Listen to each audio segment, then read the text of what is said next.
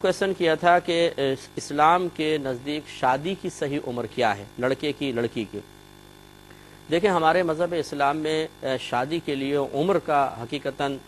معاملہ نہیں دیکھا جاتا۔ ایک تو مطلقاً اجمالی طور پہ کہہ سکتے ہیں کہ جیسے لڑکا لڑکی بالغ ہوں اور شادی کے اسباب تمام مہیا ہو جائیں تو پھر بالکل تاخیر اور دیر نہیں کرنی چاہیے، ان کی شادی کر دینی چاہیے۔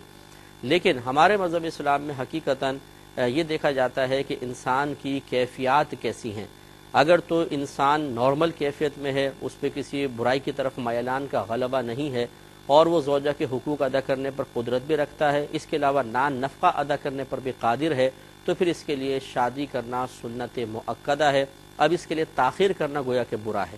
اور اگر اس کو گمان ہے کہ میں شادی نہیں کروں گا، نان نفقہ بھی دے سکتا ہے، حقوق زوجیت بھی ادا کر سکتا ہے، اور گمان ہے کہ اگر میں شادی نہیں کرتا ہوں تو زنا میں شاید مبتلا ہو جاؤں، شاید، یقین نہ ہو، گمان ہو، تو پھر اس کے لیے نکاح کرنا واجب ہو جائے گا۔ اور اگر یہ سمجھتا ہے کہ اگر میں نکاح نہیں کرتا ہوں، حقوق زوجیت پہ قدرت بھی ہے، نان نفقہ بھی ہے،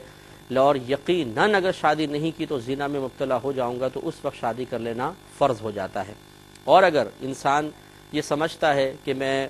مطلب کوئی بھی معاملات ان میں سے ہوں لیکن حقوق زوجیت پر میں قدرت نہیں رکھتا ہوں یا میں نان نفقہ ادا نہیں کر سکوں گا، اگر اس کا شبہ ہو تو نکاح کرنا مکروہ تحریمی، اور اس کا یقین ہو تو پھر نکاح کرنا حرام ہے۔ ایسی صورت میں جب کہ انسان برائی کی طرف مائل بھی ہو لیکن حقوق زوجیت ادا نہیں کر سکتا، نان نفقہ ادا نہیں کر سکتا، تو اس کے لیے بھی شرعی حکم یہ ہوتا ہے کہ وہ روزے رکھے کثرت کے ساتھ اور اچھے اور پاکیزہ لوگوں کی صحبت اختیار کرے، تاکہ ذہن میں وہ خیالات نہ آئیں کہ جو اسے کسی برائی کی طرف ابھاریں، یہ اس پہ پھر واجب ہوگا۔